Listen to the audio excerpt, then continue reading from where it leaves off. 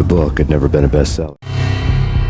Given the setting, I was surprised to find that somebody had been passing time reading. The paperback was entitled The Age of Murder and Storm. The blurb on the back mentioned Norse mythos and Ragnarok, the end of a Viking world with a terrible winter that covered the earth in ice, when vile crimes were rampant and all humanity lost. I could see how somebody impressionable might get it into their head that we were at the end of time. I was also beginning to see what the nightclub and its owner were all about.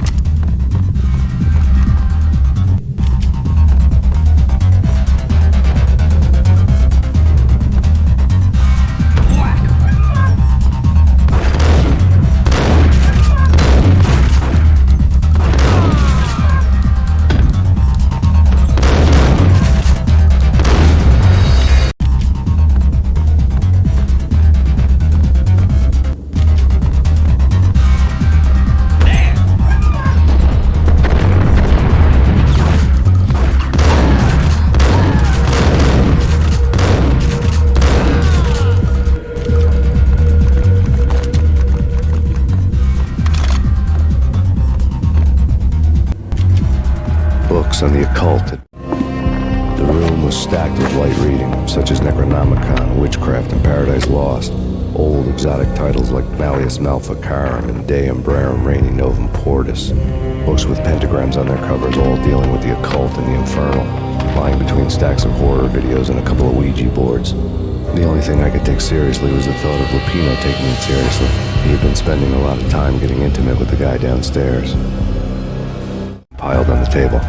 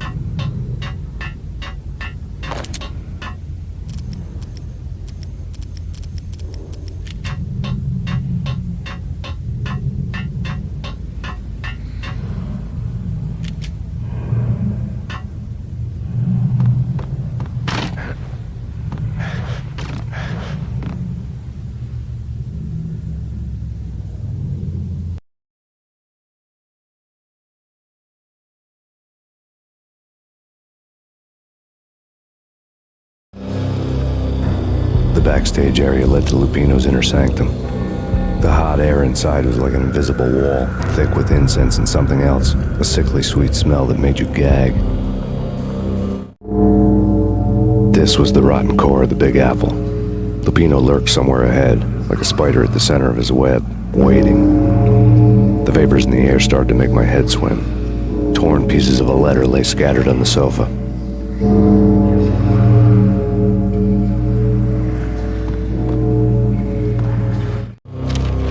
Punchinello had threatened Lupino in writing. The note had been torn to pieces, bloody fingerprints all over it. Don't want you to think that one of my boys is not playing with a full deck. Shape up, Jack. We are running a business here. I'd hate to send the trio to strong-arm you. The trio were the Don's notorious henchmen. It was obvious that Lupino hadn't been intimidated by the threat.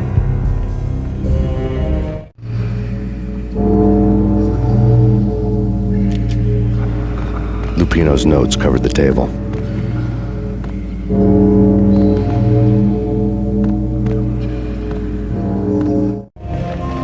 Jack Lupino was crazy, all right. The table was scattered with notes of demented arcane nonsense written in rusty blood. A mishmash list of demons, devils, and dark gods evoked. Beelzebub, Asmodeus, Baphomet, Lucifer, Loki, Cthulhu, Lilith, Hela, blood given to you all. He was after that old Faustian deal, your soul for power and fortune. Just sign on the dotted line with your blood.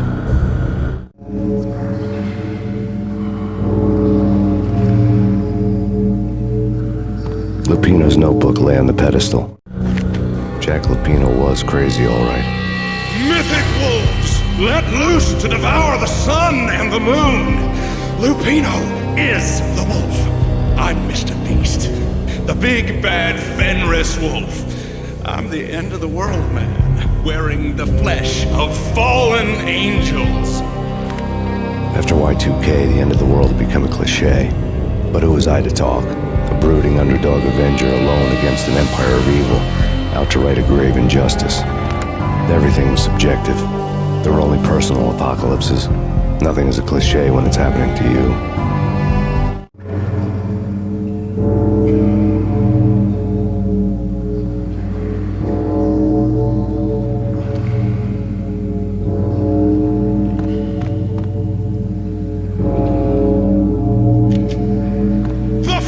Of fallen angels, come to me all. Astaroth, Beelzebub, Asmodeus, Baphomet, Lucifer, Loki, Satan, Cthulhu, Lilith, Hela. Blood to you all. Secret, living on reality. I've seen it. The corruption of flesh.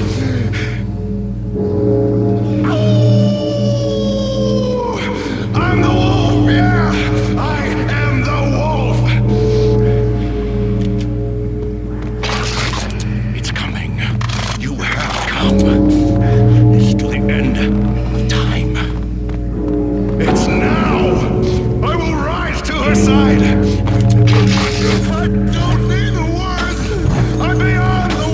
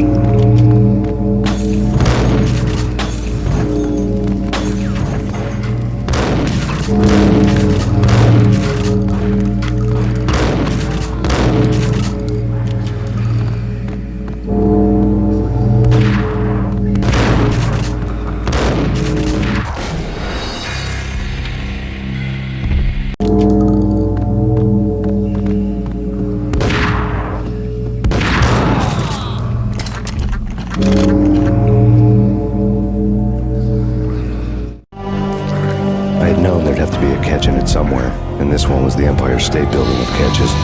Lupino's pumped up and dying to go 15 rounds with a mutant alligator. And then he started this spooky monkey talk, straight from a bad dream. Mine. I have tasted the flesh of fallen angels. I've tasted the devil's green blood. It runs in my veins. I've seen beyond a world of skin, the architecture of blood and bow and arrow. Death is coming! She is coming, and hell follows with her. This is the twilight winter. I am ready to be her son. Her time is now, and all who stand in her way must die!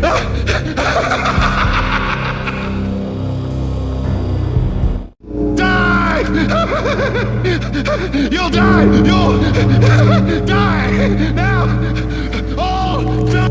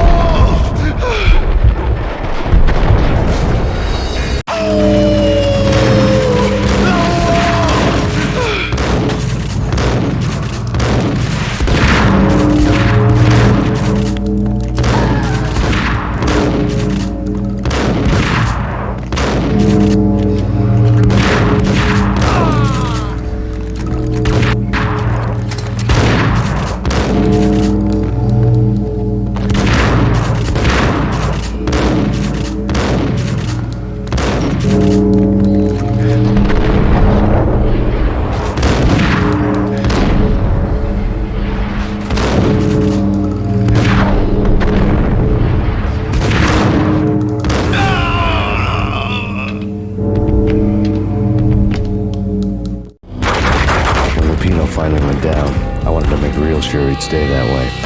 He was a bad monster. Turned them into friggin' zombie demons from outer space. I think he's dead already. Huh? And that's when it happened. But dead or not, you've got the wrong guy. In stepped this knockout femme fatale, holding a gun to my face. I returned the favor.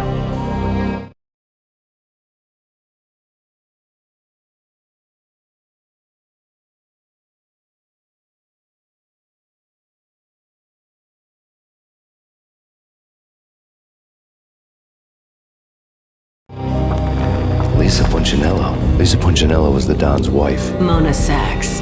Lisa's evil twin. You're off, evil twin. You might hurt someone with that gun of yours. Lisa's the damsel in distress. The professional. I'd blow you away without batting an eye. Sure, and you can check out my credentials splattered all over this joint. Jack couldn't have framed you. Not the state he was in. We're after the same slime bag. Angelo Punchinello's the one who murdered your friend and framed you with it. You know this for a fact. I've got my sources. I don't have a clue these days. I just shoot them as they come. Who put a contract on the Archfiend? This one's mine. I hate the guts of that sadistic wife-beater. Why not pool our bullets for this one? I thought you'd never ask. My finger was starting to twitch. How do you like your whiskey? I'm easy, as long as you don't try to slip me a Mickey. You're a real angel, Max. It was good stuff. Tasted sweet as honey going down. Nothing personal. Can't risk you going berserk and getting Lisa killed.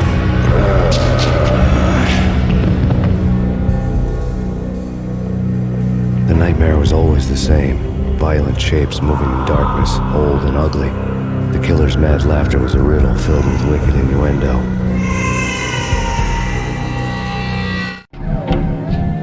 Somewhere, the baby was crying.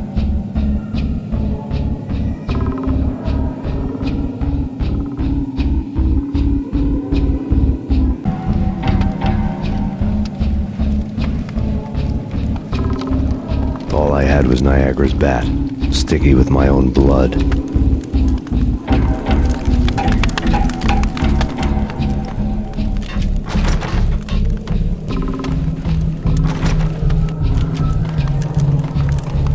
Without a gun, I'd be no match for Frankie's men.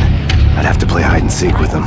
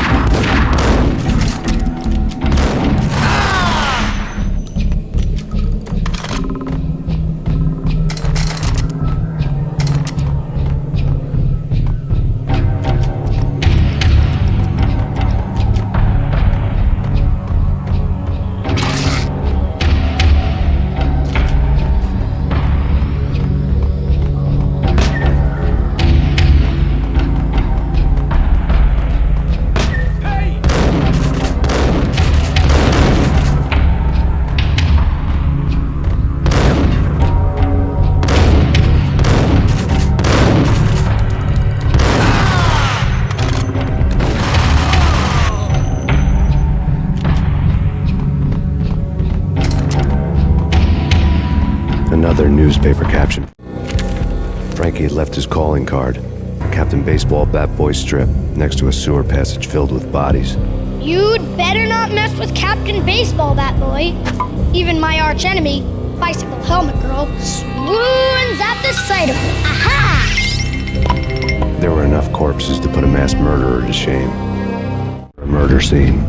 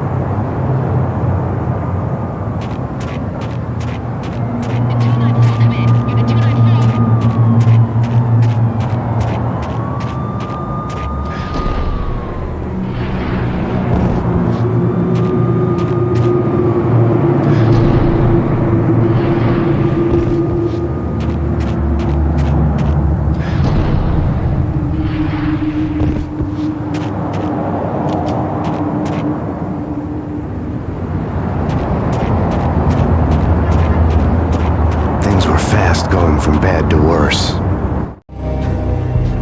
The men in blue had come and gone. They had decorated the place with chalk outlines and tied it together with yellow tape. The cops who had stayed behind were dead. Frankie, his boys, and I had the place all for ourselves.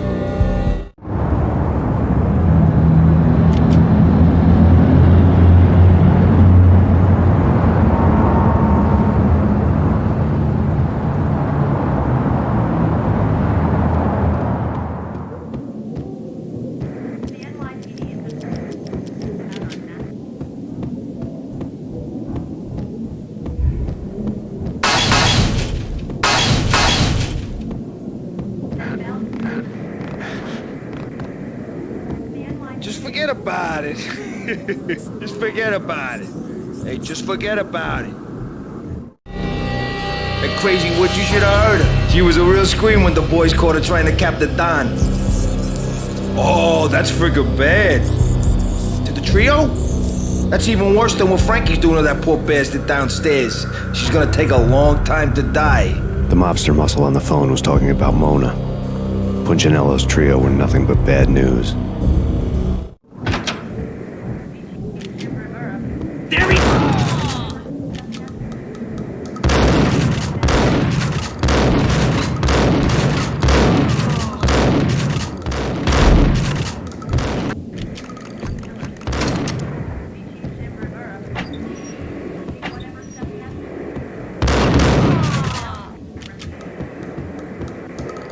More evidence that Punchinello didn't like it.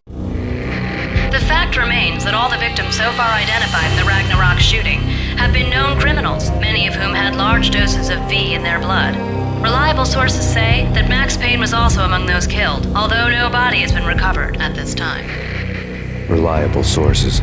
That meant somebody thought the Mafia had me, didn't want the cops snooping around anymore. The body would be delivered to them barely recognizable. Case closed. Don Punchinello had the power to be that reliable source, which was no news. But his news was old news.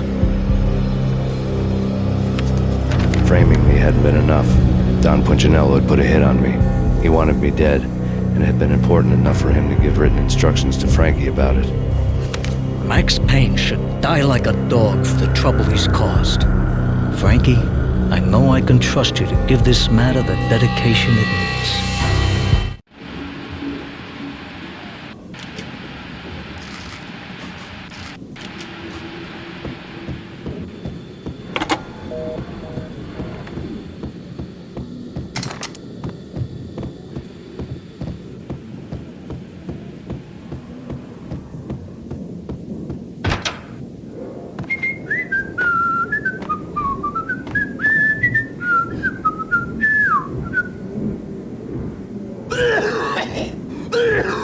Yo!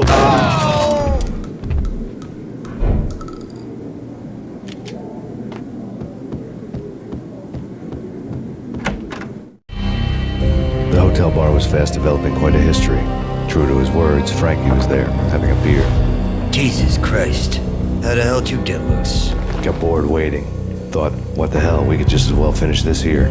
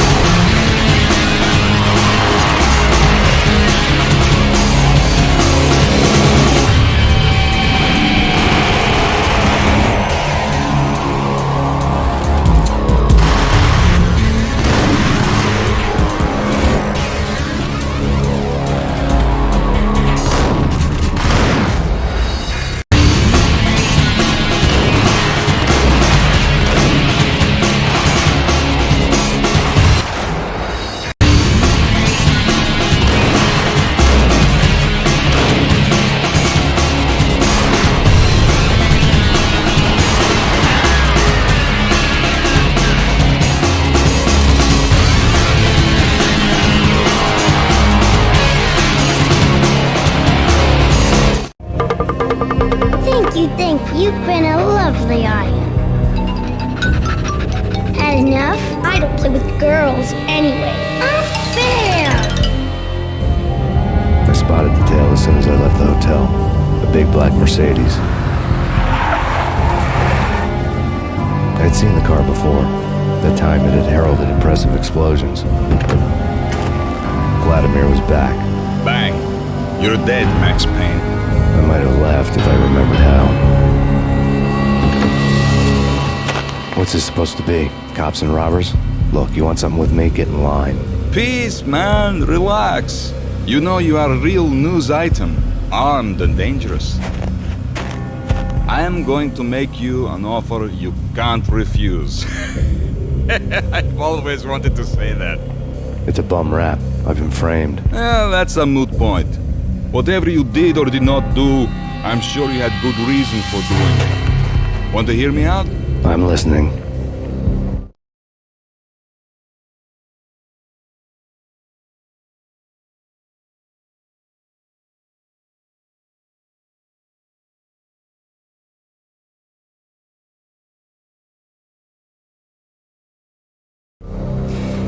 Punchinello messing with V is bad for business all around. But that's not all. There is this guy, Boris Stein, used to pull jobs for me. He's the captain of the cargo ship Charon. Now the bastard turncoat has gone over to the other side, Punchinello's. The ship's loaded with high-res hardware, guns, my business. If Punchinello gets hold of that cargo, he's won and I have lost. And you'll have your work cut out for you. If you want to get to Punchinello, you'll need heavy-duty persuaders. I am just the man to get them for you. Change the ship back under my flag, maybe pop 2 in the Traitor Dime's head while you're at it. You'll get enough guns to start the apocalypse. You in or out? Let's get this show on the road. Vladimir was one of those old-time bad guys with honor and morals, which made him almost one of the good guys. None of us was a saint. The Brooklyn riverfront was a maze of rusty containers, sharp-boned cranes looming up from the snowstorm. On a night like this, you couldn't help but think of the dark army sleeping with the fishes, cement shoes in line. No Minotaur lurked in this labyrinth, but somewhere out there, on the clanking deck of his cargo freighter, the skipper of the K-Rod was waiting, like the ferryman of the river Styx.